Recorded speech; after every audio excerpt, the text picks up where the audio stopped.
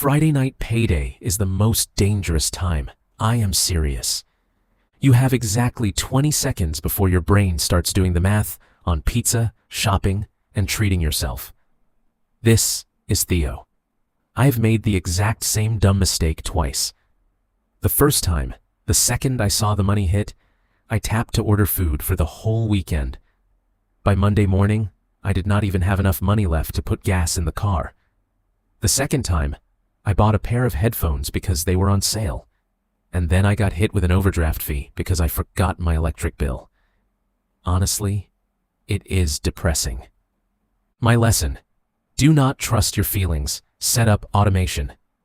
In my opinion, the cleanest setup is to split into two accounts, one for spending and one for goals. Then schedule automatic transfers to your emergency fund and your investments the very next day. And the mistake a lot of people make is getting a raise, but not increasing their savings rate. What is the first thing you accidentally spend money on when you get paid? Be real. Drop it in the comments. If you are like the old me, the second you get paid on Friday, your brain automatically switches into weekend mode. Emily texts me to swing by and grab food, Liam wants to go out, and I open my banking app to check my balance like I am checking a score. What surprised me is that I always thought I had great self-control. But in reality, where my money goes is decided by a few tiny choices in the first 24 hours. On days when I am exhausted, it is weird how much easier it is to tap and buy random stuff. So this video is not here to teach you to live miserable. It is here to give you a 10-minute routine you do before you spend a single dollar, so your money automatically goes where it is supposed to go, even when you are busy or feeling lazy. Here is a simple example. Your paycheck hits, and it is $2,400. If you do not split it right away, $300 can disappear over the weekend before you even realize it. If this feels relatable, hit like and comment whether you want me to make a version of this routine for people who get paid monthly. Step 1 might sound kind of silly, but it has saved me more times than I can count. Pause for exactly 60 seconds. The moment my paycheck hits, I do not open a shopping app, I do not open food delivery, and I do not scroll for deals. I place my phone face down on the kitchen table, take one breath, and then I write 3 lines on a piece of paper. It sounds almost too simple, but it works, because you are interrupting that reflex to hit buy now. Just try it once. From what I have seen, if you do not create that pause, your brain automatically treats a fresh paycheck like bonus money. And yes, I have paid for ignoring this. One time I got paid and immediately bought movie tickets for the whole family. Then I forgot my insurance payment was set to auto-draft that same day. Everything turned into chaos again. Question for you. Would you actually be willing to try a 60-second pause for one full pay period? Step 2 is to split your money into 3 buckets first, and only then start moving it around. Here is how I do it. One bucket is necessities for next week, like rent or housing, utilities, gas, and basic groceries. The second bucket is future, which includes your emergency fund and investing.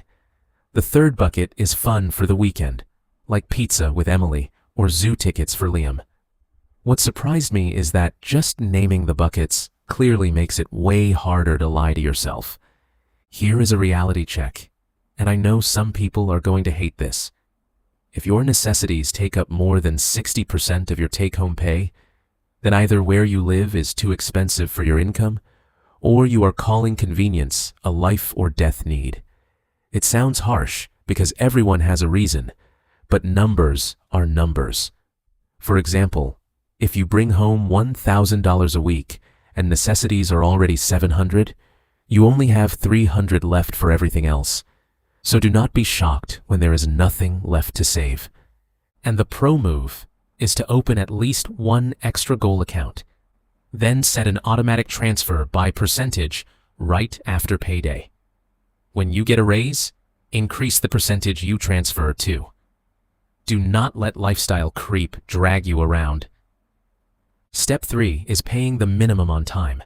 It sounds boring, but it saves you from throwing away money for no reason. I am not saying you have to wipe out your debt immediately. I am saying do not let it go late and get hit with fees. That happened to me once because I thought, I will just pay it on Monday. Then the weekend got busy. I was out having fun the whole time. I forgot completely. And boom, I got a late fee and the interest jumped too. Oh my God. That feeling is the worst because you are mad and there is nothing you can do about it. From what I have seen, the industry move is to set your bills to auto-pay the minimum from your spending account and turn on a reminder 3 days before. If you are nervous about auto-pay pulling at the wrong time, add one extra safety layer. Always keep at least 1 week of necessities money sitting in that account. And just to zoom out, agencies like the Consumer Financial Protection Bureau have warned about how late credit card fees and high interest rates can snowball. The exact numbers depend on your bank, so check your own statement. Are you missing any bills right now or paying late just because you forget? Step 4 is funding your emergency fund before you treat yourself. I know it sounds dry, but to me, this is the thing that keeps you from swiping a credit card when your car breaks down or your kid gets sick. Emily once had to take Liam to urgent care one night, and that was the exact moment I realized how reckless I had been with an almost empty savings account. It is frustrating because the issue is not that you do not make enough money. It is that you did not reserve a spot for it. Here is an easy example. Say you take home $1,000 a week. Necessities are $650. Before you even think about going out, you move $100 into your emergency fund. That leaves $250 as your flexible money. And if this week you can only move $50, that is still fine, as long as you do it consistently. A lot of reputable personal finance sources, including the Consumer Financial Protection Bureau and financial counseling organizations, commonly recommend keeping 3 to 6 months of essential expenses in an emergency fund. I trust the principle, but the exact number depends on your job and how stable your income is. Automation tip: create a separate savings account called emergency and set an automatic transfer for the day after payday so you do not have to fight your willpower. Step 5 is paying your future self first, even if it is just a little. If your company offers a 401k retirement plan with an employer match, please do not skip it. That is free money. It always surprises me how some people will hustle a few extra hours to earn more, but then leave the match on the table just because they do not feel like setting it up. From what I have seen, you usually just go into your human resources portal, pick a contribution rate that gets you the full match, and then let it run automatically every paycheck. And if you do not have a 401k, you can still set up automatic investing into an individual retirement account or a basic brokerage account. Let me be clear. This is not personalized financial advice. This is just how I do it, so I do not overthink it and end up doing nothing. For the rules and contribution limits for an individual retirement account and a 401k, the Internal Revenue Service publishes updated numbers every year. That part is very reliable as law, but for this year's exact limit, you should check the Internal Revenue Service website directly or ask your human resources team. Quick question: what % of your income are you investing right now? 0%, 5%, or 10%? Drop the real number in the comments so I can see where everyone is at. Step 6 is tackling non-mortgage debt. And this is where a lot of people beat themselves up the most. Me too. There was a time when I would look at my credit card balance and want to avoid it completely, like I did not even want to open the app. But avoiding it does not make it disappear. There are 2 common ways people do this. Debt avalanche means you prioritize the balance with the highest interest rate first, so you save the most on interest. Debt snowball means you prioritize the smallest balance first, so you get a quick win and build momentum. I will tell you straight up, I chose the snowball method. I know it is not the most optimized on paper, but in my opinion, personal finance is mostly psychology. I tried Avalanche before. The math looked perfect. And then after 2 months, I burned out because I did not feel real progress. When I switched to Snowball, I wiped out a small balance in just a few weeks, and that lighter feeling helped me keep going. Emily supported it too, because the whole house felt less stressed. Here is a pro tip.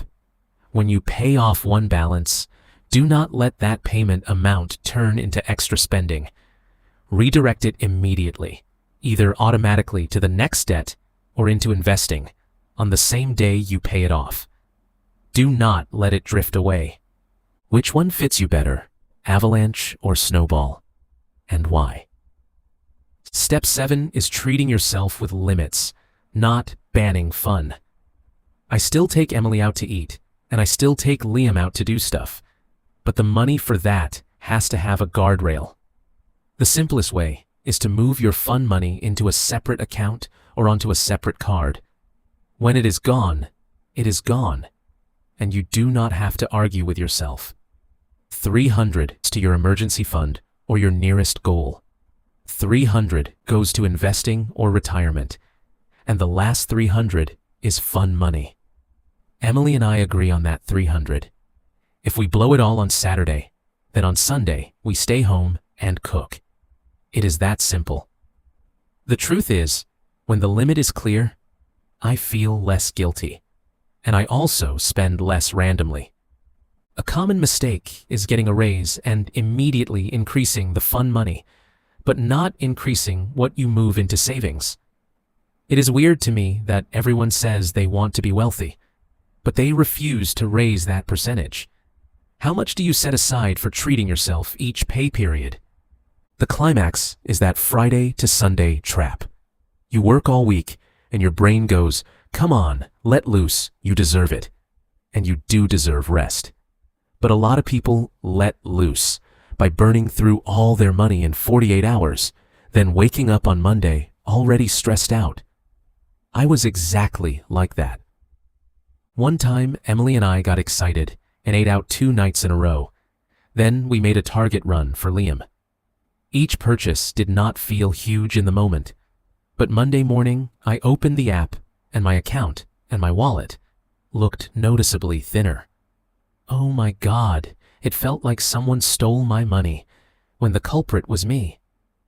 What shocked me is that ever since I started doing a routine before I spend a single dollar of my paycheck, my weekends have actually been way more fun, because I am not eating while mentally calculating bills. When Liam asks for extra little random stuff, I can still say no calmly without snapping, because I know the money has already been divided. Emily feels less pressure too, because she does not have to ask, "Are we good this week?" The difference, in my mind, is that you move the fight from emotions to a system. When you are tired, the system is still running. When you get a raise, you only have to increase your automation percentage one time. Answer me this. How many times have you had to tell yourself, "I will save next week"? Give me the real number. To sum it up, this routine will not make you rich overnight, but it will stop you from self-sabotaging every paycheck. To me, payday is the moment you decide whether money serves you, or you spend your life chasing money. And the line I keep repeating to myself is this: payday is when you give your money orders, not when your money drags you around. If you want to start tonight, just remember 3 things.